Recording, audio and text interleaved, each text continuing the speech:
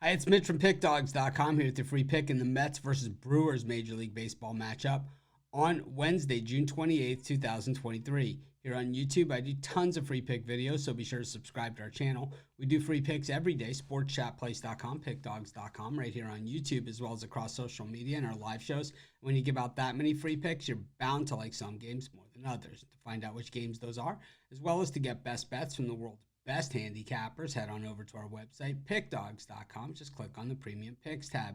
And while you're there, be sure to check out our latest offering. It's called the Pickdawgz Dime Club. The way the Dime Club works, geared towards large bankroll players, requested by large bankroll players, and based on late-breaking information. If you've got a toll-free number on the website, call it. Talk to a live person, see if it's for you. But let's get to this one.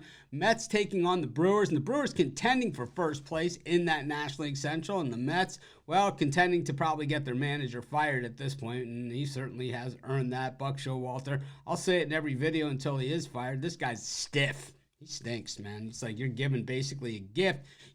When you're giving the keys to the Cadillac, to the stretch limousine, to the Ferrari, to the Lamborghini, however you want to slice it, well, you got to make that car go. And the Mets, well, Buck Showalter not finding a way to make this car go. In fact, he's got the car going in the wrong direction. And, as we look at the standings, it's what I keep looking over to the side at. It is embarrassing for these New York Mets. Second to last place in the National League East, which, is a tough division. And that puts them, get this, 16 games behind the Atlanta Braves in the division. We're not even at the halfway point of the season. So I've been sitting here bashing the Mets, and I know people are like, Mitch, he's always bashing everyone and all that other stuff. 16 back, baby. That's where they sit. They stink with that gigantic-ass payroll, too, on top of it. And I got to say that, I just think that the Mets have bigger problems here.